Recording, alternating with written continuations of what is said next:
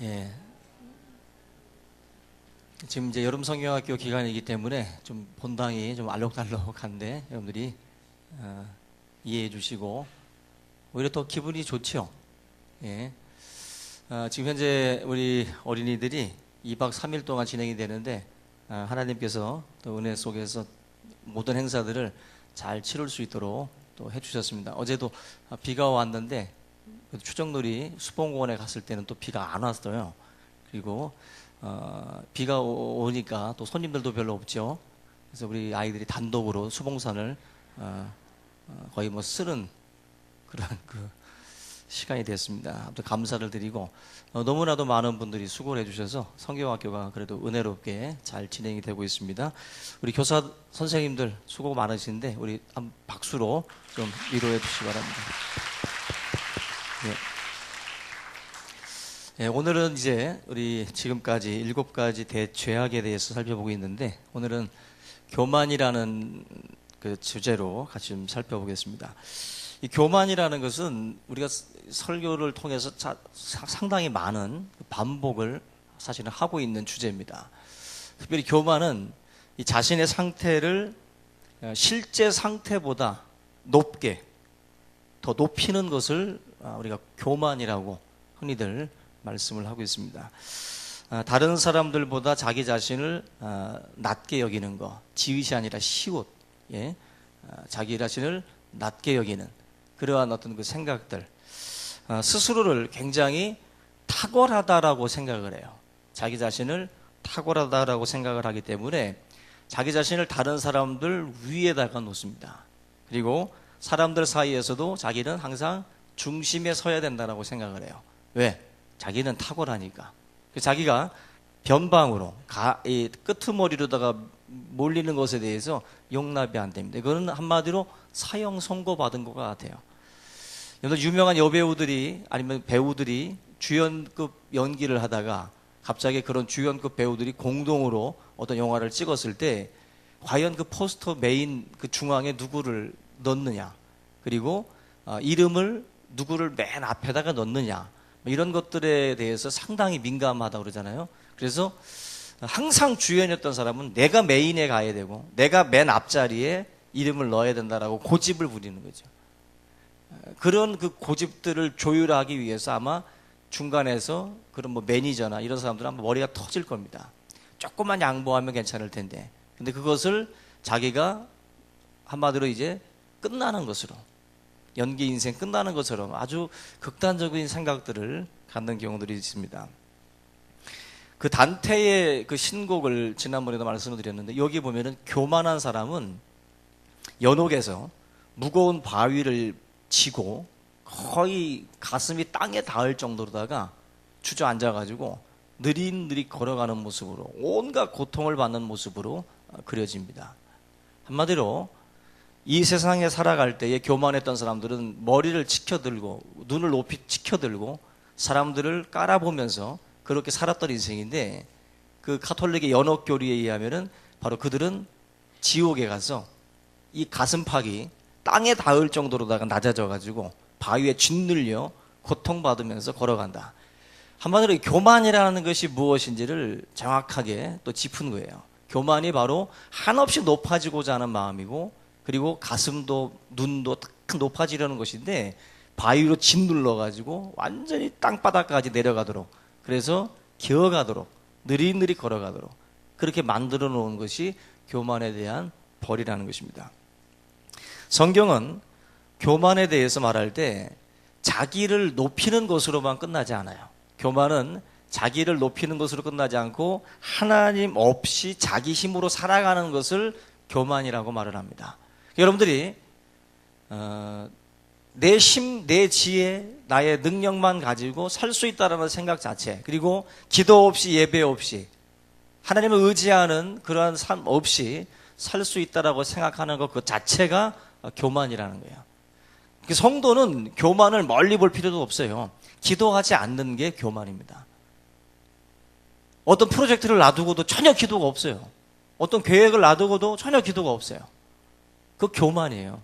하나님 없이 내가 이것저것 살펴보고 알아보고 조사하고 분석해서 준비해서 열면 된다라고 하는 그 생각 자체가 그게 교만입니다. 성도는 기도하지 않는 게 죄고 기도하지 않는 게 교만이에요. 그것이 바로 하나님을 의지하지 않는다라고 하는 아주 단적인 증거가 됩니다. 구하면 주신다고 했는데, 찾으면 찾는다고 했는데, 두드리면 열린다고 했는데 우리가 왜 기도를 안 하겠어요? 그 자체가 교만입니다.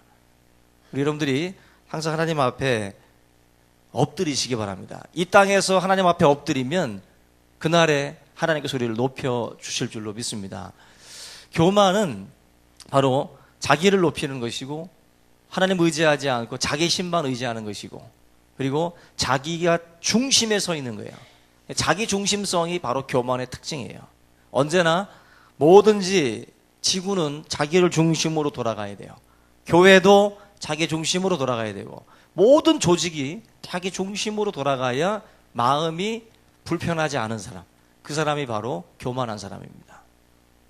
교만은 특징 중에 바로 이 자기 중심성이 있어요. 그래서 C.S. 루이스가 죄 중에 가장 큰 죄가 바로 이 교만이라고 그랬습니다. 그리고 다른 어떠한 그 죄악들, 대죄가 많지만 교만에 비교하면 벼룩에 물린 자국이라고 그랬어요. 그 정도로 교만이라는 죄가 모든 죄 중에 가장 큰 죄예요. 그래서 이 7대 죄악 중에서도 가장 앞에다가 놓은 것이 바로 교만입니다. 그 정도로 이 교만이라는 것 자체가 정말 우리 신앙생활에 있어서 우리가 가장 경계해야 될 그런 것들이죠. 그 프란체스코 그 수도사가 가장 그 최고의 크리스찬들의 그 덕이 뭐냐라고 할 때 겸손이라고 그랬어요. 첫째도 겸손, 둘째도 겸손. 결국 겸손이라는 이야기가 최고라고 말하는 것은 가장 경계해야 될 것이 교만이라는 거예요. 결국 그 말이 그 말입니다. 우리 이 교만의 특징을 좀 우리가 좀 살펴봐야 되는데, 교만한 사람의 특징, 그리고 교만의 특징은 자기 기만입니다. 자기 기만. 거짓말이라는 게 있죠. 다른 사람을 속이는 것을 거짓말이라고 하는데, 자기 자신을 속이는 것을 기만이라고 그래요. 자기 기만. 자기를 속이는 거죠. 어느 여자가 스킨십에 대해서 굉장히 안 좋게 생각하는 여자가 있습니다. 그런데 연애하는 중에 남자가 갑자기 자기를 덥석 잡아요. 그런데 속으로 생각을 합니다. 자기는 내가 잡은 게 아니라 제가 잡은 거야. 그래서 나는 지금 능동적으로 내가 잡은 게 아니라 수동적으로 잡힌 거야. 그래서 이걸 놓지 않지요, 자기도. 결국 다시 말하면 자기 스스로를 이제 합리화시키는 거죠. 이걸 거짓말을 했을 때 그 거짓말이 정말 거짓말이라는 것을 아는 사람이 있어요. 그래서 약간 찝찝해하는 그런 마음의 감정을 가진 분들이 있습니다. 근데 이거보다 더 나쁜 사람이 누구냐면은 거짓말을 해놓고 그 거짓말을 거짓말이 아니라고 자기 정당화를 시켜요. 자기 기만입니다. 자기는 알거든요, 거짓말이라는 거. 근데 그 거짓말이라는 것을 알면서도 자기 기만에 빠진 사람들은 그걸 정당화시켜가지고 거짓말이 아니라고 말을 합니다. 자기를 속이는 거거든요. 교만의 특징이 뭐냐면은 바로 자기 기만이에요. 자기를 속이는 그러한 특징이 교만 속에 있다는 것입니다. 그래서 그 그레고리우스라고 하는 분이 이 교만에 대해서 4가지 특징이 있는데 그 중에 하나가 바로 이 자기 기만적인 성격에 있다라고 말씀을 했습니다. 오늘 본문 말씀에 나와 있는 바리새인과 이 세리의 이 비유도 바로 그런 내용입니다. 바리새인은 자기 스스로 굉장히 의롭다라고 생각을 하고 있습니다. 자기 스스로 자기가 하고 있는 행위들, 나는 다른 사람들과 다르게 도색한 적도 없고 불의를 행한 적도 없습니다라고 하면서 자기를 굉장히 의로운 존재로 여기고 있다는 것입니다. 스스로 의롭다고 여기는 것. 근데 본문 보면은 하나님께서는 그 사람을 의롭다라고 여기지 않았어요. 분명히 자기 스스로가 하고 있는 이 행위가 분명히 거짓된 것이고 외식적이라는 것을 알면서도 자기 스스로 정당화시켜요. 자기가 지금 의롭다라고. 이게 바리새인들의 아주 결정적인 그 교만의 특징이라는 것입니다. 우리가 그 스스로 의롭다라고 생각하는 것이 정말 대단한 거거든요. 여러분들, 우리 이 안에 계신 분들 가운데 자기 스스로 자기를 참 의롭다라고 생각하는 분이 과연 몇이나 있을까? 정말 자기를 의롭다라고 생각한다는 사람은 정신병자입니다. 그 사람은 정말 자기 자신을 제대로 못 보는 사람이에요. 어떻게 자기 자신을 자기가 보면서 의롭다라고 생각을 할 수가 있어요? 그 정말 가려져도 한없이 가려진 거죠. 교만은 정말 정신적인 질환과도 같아요. 그건 정말 제대로 자기 자신을 못 보고 있는 겁니다. 어떻게 우리가 우리 자신을 보면서 스스로 의롭다고 그래요? 남들은 나를 의롭다고 여길지는 몰라도 내가 나를 아는데 어떻게 내 자신이 스스로가 자기를 의롭다고 생각할 수가 있겠어요? 근데 바리새인들은 그렇게 생각했다는 거예요. 내가 의롭다. 나는 한없이 의롭다. 그렇게 자기 자신을 그렇게 여기고 있었다는 것입니다. 그 상담 학자 중에 솔로몬 슌멜이라는 분이 있는데 이분이 내담자와 나누었던 대화를 그분이 이야기로 한 적이 있는데 한 내담자가 그 솔로몬 슌멜에게 와가지고 상담을 했는데 자기 동료가 회사에서 자기보다 먼저 승진한 것을 보고 너무 마음이 불편하고 속이 뒤틀려가지고 일이 안 잡힌다는 거예요. 그러면서 그 상담을 요청해 온 거예요. 근데 이 솔로몬 슌멜이 그 내담자와 이야기를 나누는 가운데에 당신은 어째서 저 사람보다 당신이 먼저 승진을 해야 된다라고 생각하냐고 물었습니다. 그때 이분이 대답한 말이 뭐냐면은 내가 그 사람보다 탁월하다는 거예요. 그리고 내가 저 사람보다 유능하고 지적이라는 거예요. 그래서 내가 먼저 승진해야 옳다라는 것입니다. 그래서 이 슌멜이 그 내담자와 함께 아주 정밀한 분석에 들어갔다 그래요. 정말로 탁월한지 당신이 정말로 유능하고 지적인지 한번 분석을 해보자고. 그래서 슌멜이 이분하고 같이 철저하게 한번 분석해 보니까 이 내담자가 탁월하지도 않고 지적이지도 않고 유능하지도 않다라는 거예요. 그걸 자기가 깨닫는 과정은 고통스러웠는데 그걸 깨닫고 나니까 뭐가 돼요? 치유가 되는 거예요. 그걸 깨닫고 나니까 자기보다 먼저 승진한 사람을 보면서 이 뒤틀렸던 마음이 치유가 되는 거예요. 아, 내가 저 사람보다 잘난 게 없구나. 정확하게 보니까 그렇더라는 거죠. 근데 교만한 사람들은 자기 스스로 내가 탁월하고 내가 우월하고 내가 더 지적이고 내가 더 낫다라고 생각을 하다 보니까 다른 사람이 앞서가는 것에 대해서 전체적으로 보지 못하고 무조건 속이 뒤틀리는 것뿐이에요. 우리가 생각하고 있는 그 부분들을 보면 내 자신이 정확하게 못 보는 경우들이 많아요. 정확하게. 그냥 감정에 휩쓸려 가지고 그저 속만 뒤틀리는 것뿐이지 내가 나 자신을 좀 더 정밀하게 봤다면 그런 판단, 그런 행동들은 하지 않을 수 있다는 거죠. 그런 면에서 솔로몬 슌멜이 했던 이 부분은 굉장히 의미가 있습니다. 여러분들 다른 사람을 자기보다 낮게 여기는 거 그게 바로 문제의 시발점이에요. 거기서부터 자꾸만 우리의 이 마음, 생각 이게 복잡해지는 겁니다. 나보다 남을 높이세요.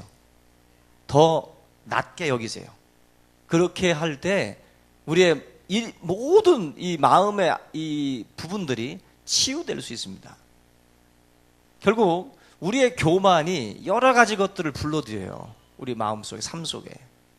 그런 부분에서 우리 성도님들이 이 자기 기만에 빠지지 않기를 주님의 이름으로 축원합니다. 두 번째는 이 교만의 특징이 뭐냐면은 공동체를 분열시킵니다. 교만의 두드러진 특징이에요. 그래서 교만한 사람이 들어오게 되면 공동체가 쪼개지기 시작을 합니다. 분열이 일어나요. 그 사람을 통해서 분열이라는 게 이제 시작이 됩니다. 이 교만한 사람들은 타인의 의견을 존중하지 않고 또 경청하지 않습니다. 들으려고 하지 않습니다. 자기 생각이나 자기 판단이 항상 옳다라고 생각을 하기 때문에 전혀 귀를 기울이지 않습니다. 이분들은 언제나 자기가 합리적이에요. 그리고 언제나 자기가 더 도덕적이에요.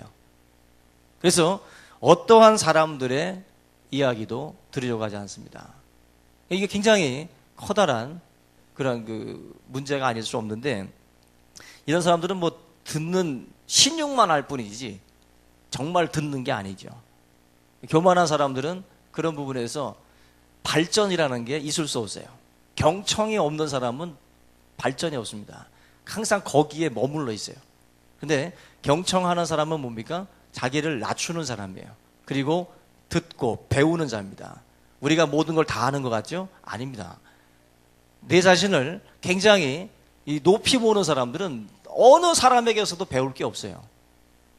그러나 우리 스스로를 낮추면 정말 뭐 미물에게서도 배울 수 있다고 그러죠. 개미에게 가서도 우리가 배우라고 그러잖아요. 그런 점에서 저와 여러분들이 이 교만한 사람의 특징이 바로 그러한 경청의 어떤 그런 그 지혜가 없는 것.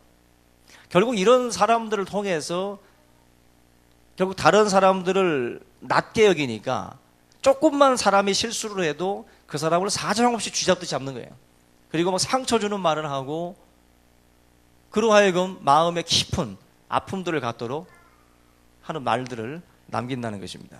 그래서 조직의 평화와 관계를 해치는 게 바로 이 교만한 사람들의 말이에요. 그 말이 수많은 사람들을 상처를 입힌다는 것입니다.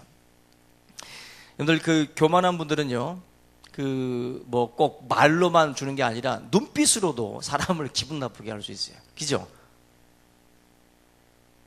말을 안 해도 눈빛만으로도, 그리고 요 입가의 이 꼬리, 요것만 가지고도 사람을 아주 기분 나쁘게 만들 수가 있습니다.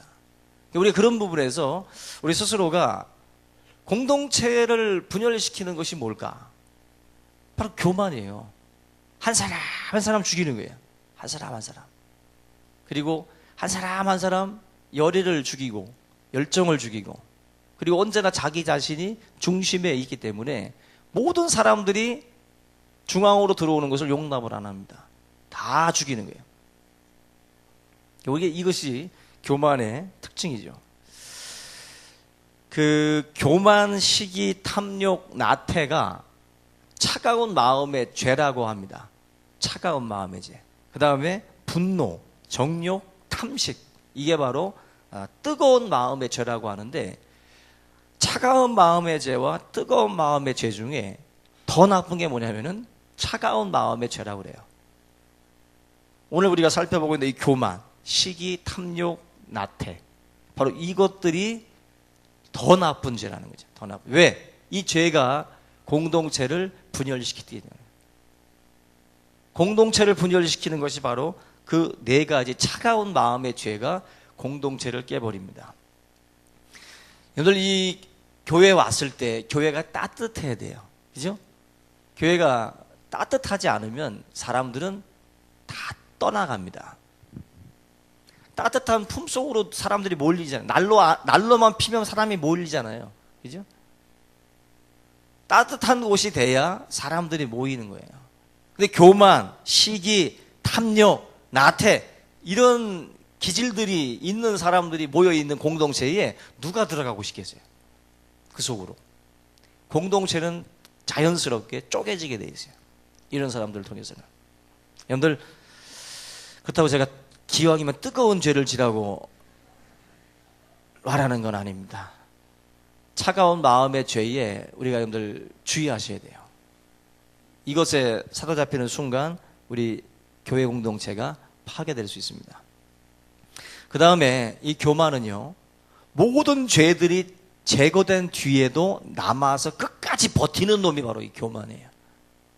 이 교만이 얼마나 무서운가를 알아야 돼요.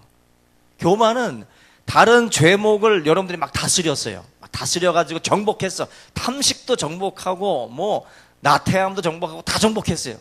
근데 뭐가 찾아와요? 야, 내가 이런 걸 다 정복했네. 대단해. 그러면서 교만이 또 온다는 거예요. 이 교만은 다른 것들을 다 하고 난 뒤에도, 내가 이 정도로 낮았네. 이 정도로 겸손해졌네. 이 정도로 대단해졌네 하면서 또 찾아오는 거예요. 또 찾아와요. 그래서 이 교만은 사실 죽을 때까지 우리가 끝까지 싸워야 될 죄 중에 하나죠. 절대로 이게 마치 뭐 한식날이나 이럴 때 그죠? 성묘가 보면은 분명히 우리가 뿌리고 죽이고 다 했는데도 또 자라나잖아요. 이 잡초들이 마치 그거 같아요. 이 교만은 죽었다고 생각했는데도 또 일어나요. 또 일어나고. 그래서 이 교만은 마지막까지 생존하는 거. 그 C.S. 루이스가 썼던 그 스크루테이프의 편지에 바로 그 내용이 나옵니다. 여러분들 한번 서점 가셔서 스크루테이프의 편지를 꼭 사서 보세요. C.S. 루이스의.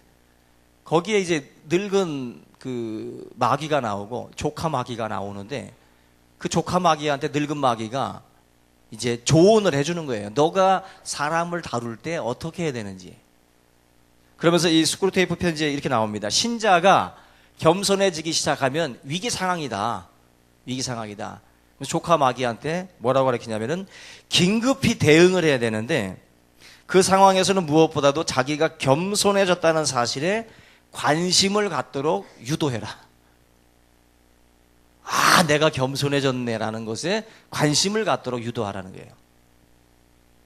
그리고 그러다가 혹시라도 그 사람이 이거 유혹이다라고 생각을 하고 다시 마음을 잡으려고 한다면은 그리고 자신이 근신을 하려고 한다는 그런 그 마음을 먹게 되면 거기에다가 또 얹어가지고 내가 이걸 또 눈치채고 근신하려고 하네.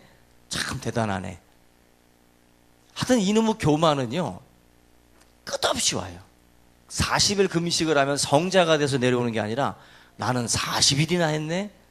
저 새끼 다 먹는 놈들 저거 상종 못할. 한마디로 내 자신의 영적 교만이 또 찾아와요. 그래서 그 교만 때문에 또 무너져요. 그래서 다음에는 41일 기도해야지 하다가 하루 더 하다 죽어요. 하루 더 하다가. 그러니까 한마디로 이 교만이라는 게 그렇게 무섭습니다. 정복한 듯 한데 정복이 안 되는 게 교만과 같아요. 그러니까 끊임없이 하나님 앞에 자기 자신을 쳐서 복종시켜야 됩니다. 교만 중에도 영적 교만이라는 게 있어요. 기도를 많이 하는 신자들 가운데 누가 좀 일을 당하면은 꼭 그런 말 하죠. 기도가 부족해서 그렇다고. 기도해. 그게 영적 교만입니다. 영적 교만이에요. 기도해 줄게가 아니라 너 기도해. 기도가 부족해서 그래. 정답인 것 같죠? 정답 아닙니다. 영적 교만에서 나오는 말들이에요. 근데 욥이 어려움을 당했을 때 친구들이 와가지고 했던 대답이 뭐냐면은 신학적인 정답들이에요. 그야말로 신학적으로는 정답들이에요.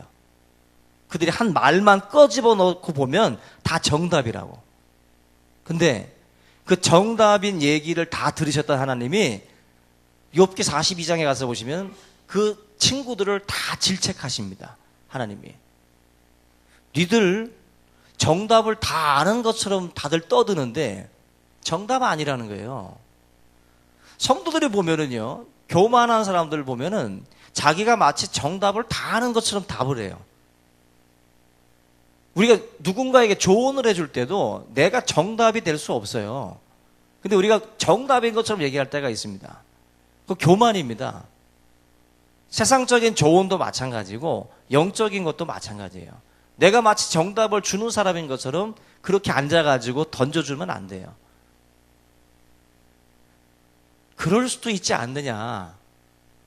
함께 기도하자. 우리가 나는 마치 뭔가를 초월한 존재고 너는 나에게 자문을 구할 수밖에 없는 존재라는 위치에 그 사람을 내려놓으면 안 됩니다. 교만이에요. 우리 여러분들 신앙생활 잘한다는 분들, 기도한다는 분들일수록 이 영적 교만 주의하셔야 됩니다. 교만은 하여튼 모든 방법으로 모든 틈을 타고 들어와요. 그런 부분에서 여러분들이 항상 주의하고 겸손하게 우리가 접근할 필요가 있어요. 하나님이 치신 거야.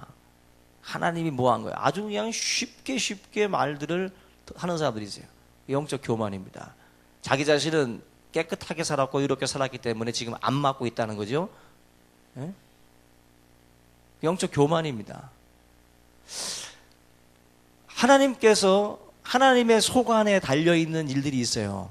인간이 머리로다가 도저히 이게 원인을 알 수 없는 일들이 있어요. 우리의 삶 가운데는. 인간이 답을 줄 수가 없는 문제들이 있다고요. 근데 그걸 마치 아는 것처럼 떠드는 사람들이 있다는 거예요. 우리 여러분들이 그러한 교만, 영적 교만들이 있습니다. 결국 우리가 이 교만을 물리치기 위해서 여러 가지가 필요하겠지만 첫 번째로는 자기 실상을 볼 수 있어야 돼요. 자기를 정확히 볼 수 있어야 이 교만의 문제들을 우리가 해결해 나갈 수가 있습니다. 교만한 사람들 보면은 자기의 참모습을 모르는 거예요. 지금 자기 자신이 어떤 수준인지 모르기 때문에 자꾸만 그런 일들을 벌리고 다니는 것입니다. 우리가 흔히 하는 말 중에 명함도 못 내민다는 말이 있죠. 명함도 못 내민다. 김연아 앞에서는 우리가 스케이트 자랑 못해요. 이제 나 좀 탈 줄 안다고 말 못해요. 이제 박태환 앞에서 수영 자랑 못하고, 그죠? 메시 앞에서 나 축구 잘한다고 말 못해요. 왜? 워낙 잘하니까.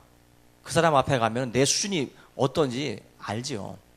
근데 꼭 조기 축구에서 잘하니까 자기가 대단한 줄 알고 왜 나 같은 선수 안 데려가냐고. 근데 이게 결국 자기 수준을 그 안에서만 자꾸 겪으니까 자기가 대단한 줄 알고 자기 참모습을 몰라요. 제일 무서운 사람이 전국 노래자랑 나가가지고 딩동댕 받은 사람들입니다. 딩동댕 합격. 이런 사람들은 아마 동네방네 다니면서 노래 되게 잘하는 줄 알 거예요. 오디션 프로그램도 보면은 자기 노래 수준을 모르고 출전하는 사람들 있잖아요. 도대체 저 사람 왜 나왔나? 자기를 정확하게 못 보는, 자기의 실력을 어느 정도 돼야 나오는 건데 어느 정도도 아닌 사람들이 나와가지고 떠들어요. 이게 딩동댕 받은 사람들이 어디 가서 이런 사람들이 정말 자기 수준을 모르고 뛰쳐나와가지고 대단한 줄 알아요. 이런 사람들이 오히려 교만해요.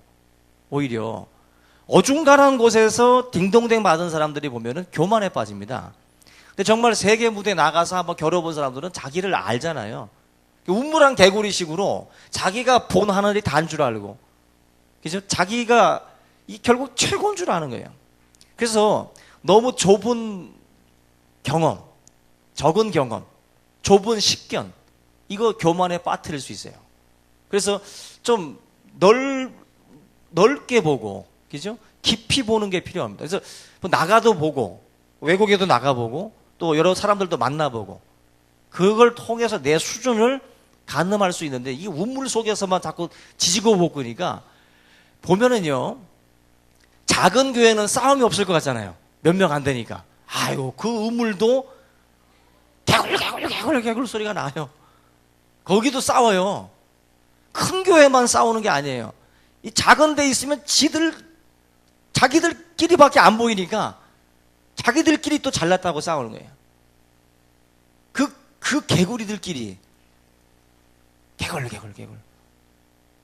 결국 우리가 자기 자신을 못 보니까 자꾸만 자기가 중심에 서야 된다라고 생각을 하고 자기가 최고라고 생각을 하는 거예요.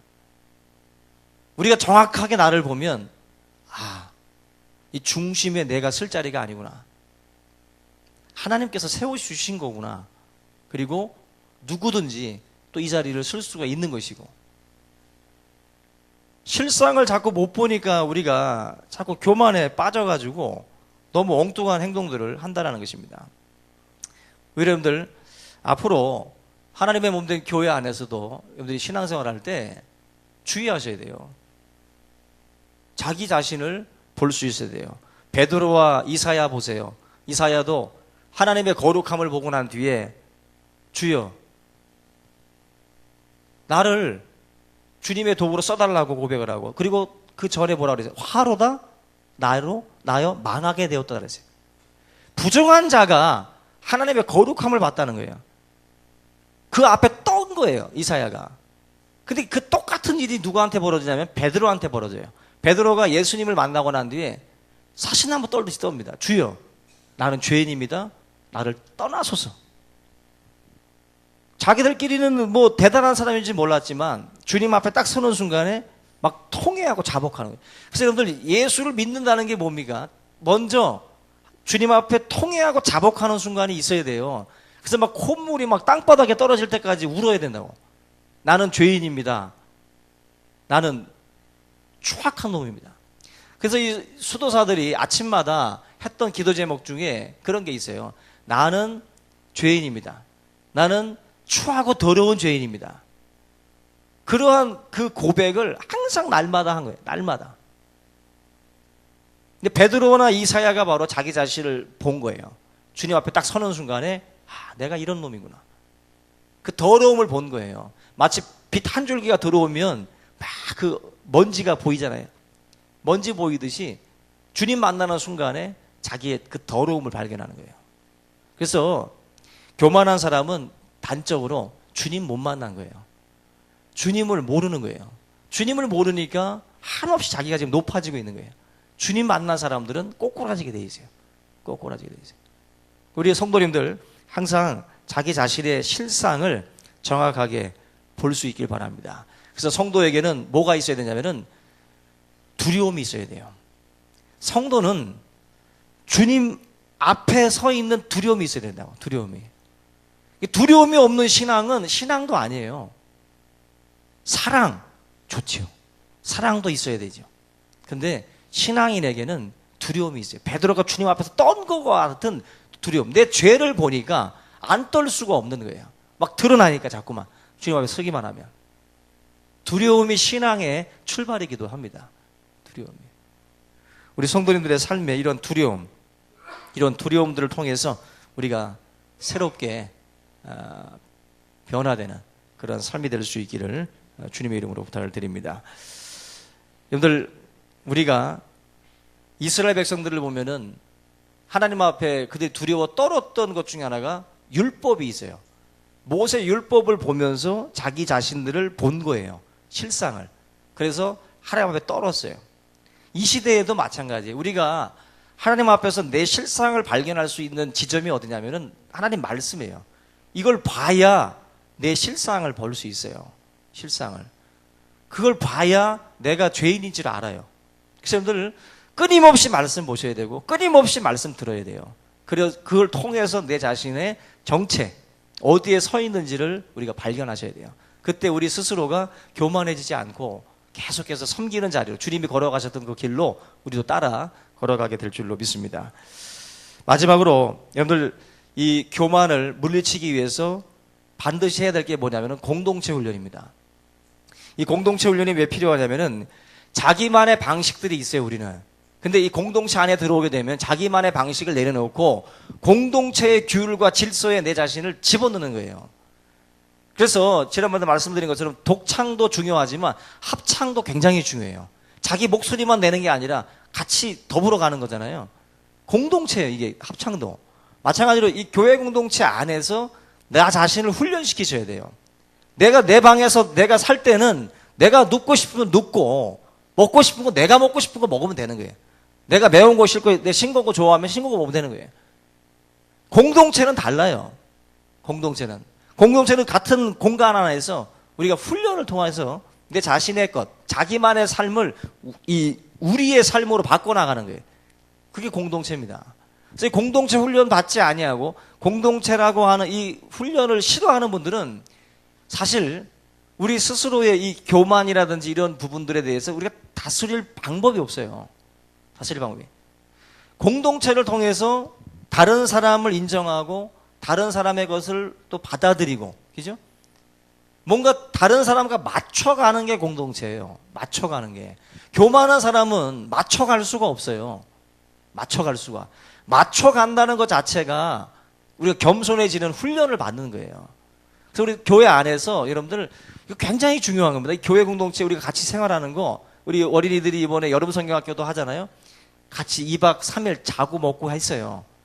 엄마 품에서 막 자던 애들이 교회에서 공동체 생활하는 거예요. 집에서 잘 때는 뭐 자기의 비위에 다 맞춰줘야 되고 뭐 다 그래야 되잖아요. 근데 이 성경학교를 통해서는 그냥 먹는 거예요. 그냥 자는 거고 눈 떠 있어야 되는 거고, 그리고 뭐 추정들이 가면 가는 거고. 뭔가 자기가 하기 싫다고 안 하고 그런 게 아니라 그걸 통해서 배우는 거예요. 그걸 통해서. 그런데 공동체 훈련 이거 굉장히 중요합니다. 경건을 배우는 공간이 공동체예요. 그런 점에서 우리 최적의 장소가 교회입니다. 교회. 교회는 또래 집단이 아니잖아요. 교회는 어떤 같은 직종의 직업군만도 아니잖아요. 이건 뭐 나이, 직업, 뭐 학력, 뭐 외모 다 다르잖아요. 미안합니다. 다 다르잖아요. 그걸 같이 안고 가는 게 공동체라고요. 그러려면은 서로 맞춰주지 않으면 안 돼요. 그래서 교만한 사람, 튕기쳐 나가는 사람은 그렇게 보시면 돼요. 교만한 사람. 아멘? 우리가 나쁜 사람이 아니에요. 튕기쳐 나가는 것이 교만이에요. 난 적응 못하겠어. 난 제 기분, 마음이 안 맞아. 뭔가 안 맞아서 자꾸 나간다라는 거, 이거는 하나님의 뜻에서 벗어나는 거예요. 맞지 않는 사람과 맞추라고 보낸 거예요, 하나님이. 맞는 사람 찾아다녀 보세요. 직장, 어디다. 아니죠. 어디 가나 안 맞는 사람 있잖아요. 그거 훈련받지 아니하면 자꾸만 옮깁니다. 자꾸 직장도 옮기고, 교회도 옮기고, 아내도 옮기고, 남편도 옮기고, 그냥 맞지 않으니까. 맞지 않으면 헤어지는 거예요? 그 잘못된 생각입니다. 맞지 않아도 맞춰가면서 살으려고 노력해야 돼요. 뭐 부부도 그런 거 아닙니까? 꼭 맞는 거 아니잖아요, 우리. 그죠? 그런데도 사시는 거잖아요. 맞춰가는 거거든요. 교회 생활도 그거예요. 근데 그걸 무시하고 자꾸만 맞는 사람만 찾아다니는 사람들. 못 찾습니다, 그런 사람들. 자기 식구들끼리도 싸우는데 어떻게 맞는 사람이 세상에 이렇게 꼭 있겠어요? 맞춰가는 거예요. 공동체 훈련을 통해서 여러분들이 그런 신앙의 그런 그 부분들, 모난 부분들을 여러분들이 다듬어서 하나님의 도구로 우리가 쓰임 받을 수 있기를 주님의 이름으로 축원합니다. 우리 이 시간에 오늘 말씀 붙들고 합심해서 통성으로 우리 교만을 놓고 기도하겠습니다.